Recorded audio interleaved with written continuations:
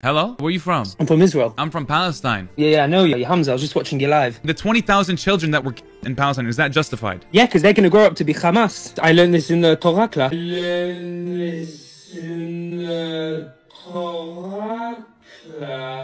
You're saying it's okay for Korang dengar tak tadi yang dia ada sebut tentang Torah kelas. Jadi dalam video ni saya nak terangkan sikit apa itu Torah kelas di Israel. Dan lebih menarik lagi, saya akan sentuh juga apa sebenarnya yang mereka belajar dalam kelas ni berkaitan dengan tanah Palestin. Pertama sekali, kita kena faham dulu apa itu Torah. Torah ni adalah kitab suci utama orang Yahudi dan ia sama dengan 5 kitab pertama dalam perjanjian lama agama Yahudi dan Kristian, iaitu Genesis, Exodus, Leviticus, Numbers dan juga Deuteronomy. Torah ni lah asas ajaran kepada agama Yahudi di mana tempat mereka rujuk hukum, kisah para nabi, sejarah awal bangsa mereka serta panduan hidup seharian. Kalau korang nak tahu, mereka pun ada belajar kisah para nabi. Dalam kelas Torah ni, mereka bukan sekadar baca teks semata-mata, tapi lebih kepada mendalami tafsirannya, bincang hukum mahkamah agama, nilai moral dan juga bagaimana nak kaitkan ajaran Torah dengan kehidupan moden. Sekarang kita lihat kepada soalan utama. Apa yang mereka belajar tentang Palestin dalam kelas Torah ni? Sebenarnya dalam Torah sendiri, perkataan Palestin itu tak wujud. Istilah Palestin baru digunakan selepas zaman Rom, iaitu sekitar abad kedua Masihi. Waktu tu, Rom tukar nama wilayah Judi kepada Syria Palestina. Dalam Torah, tanah tu dipanggil sebagai Eretz Yisrael atau tanah Israel dan juga dikenali sebagai tanah Kanaan. Sekarang, mari kita sentuh pula tentang tanah yang sering disebut dalam Torah, iaitu tanah Kanaan. Tanah Kanaan adalah wilayah purba di Timur Tengah yang sangat luas. Secara geografi moden, ia merangkumi kawasan Palestin, Israel, Lebanon, Jordan Barat dan sebahagian Syria Barat Daya. Dalam kitab Torah, tanah Kanaan dianggap sebagai tanah perjanjian yang dijanjikan oleh Tuhan kepada Nabi Ibrahim dan keturunannya, iaitu Bani Israel. Bagi orang Yahudi, tanah Kanaan adalah asas identiti sejarah dan agama mereka. Manakala bagi umat Islam, kawasan ini juga penting kerana ia dikenali sebagai bumi Anbiya, iaitu bumi para nabi, sebab ramai nabi pernah hidup dan berdakwah di sini. Jadi dalam Torah kelas ada beberapa perkara utama tentang tanah ni yang mereka belajar. Salah satunya adalah kisah tanah perjanjian yang mana mereka pelajari bahawa tanah Kanaan dianggap sebagai tanah yang dijanjikan kepada Nabi Ibrahim dan keturunannya, iaitu Bani Israel. Benda ni yang jadi asas penting dalam identiti agama Yahudi. Namun apa yang menarik di sini adalah tafsiran Rabbi yang berbeza-beza. Maksud Rabbi di sini adalah guru agama bagi mereka. Ada Rabbi dari aliran Zionis menegaskan bahawa tanah Palestin hari ini memang hak Yahudi. Ada juga Rabbi dari golongan anti-Zionis seperti Neture Karta yang kata menubuhkan negara Israel moden sebelum era Mesianik sebenarnya bertentangan dengan ajaran Torah. Dan ada pula Rabbi yang lebih menekankan prinsip etika kemanusiaan dengan menegaskan bahawa Torah mengajar kita menjaga nyawa, berlaku adil dan menghormati orang asing. Jadi kalau kita nak ringkaskan, Torah kelas ini pada asasnya adalah tempat orang Yahudi belajar tentang agama, sejarah, hukum dan etika. Bila masuk bab Palestin, ia bukan disebut secara langsung dalam kitab, tapi disebut sebagai tanah Kanaan atau Eretz Yisrael. Cara ia kaitkan dengan isu moden sangat bergantung kepada tafsiran guru agama masing-masing, dan ada yang gunakan untuk sokong Zionism, ada yang tolak dan ada yang tekankan nilai kemanusiaan. Kesimpulannya, Torah kelas ini bukan sekadar kelas agama semata-mata, tapi ia juga membentuk cara komuniti Yahudi memahami identiti siapa mereka sebenarnya di dunia ni, hubungan dengan tanah Palestin dan juga cara mereka melihat Palestin pada hari ini. Yang penting untuk kita faham, tafsiran mereka tak ada satu pun suara yang sepakat dan jelas.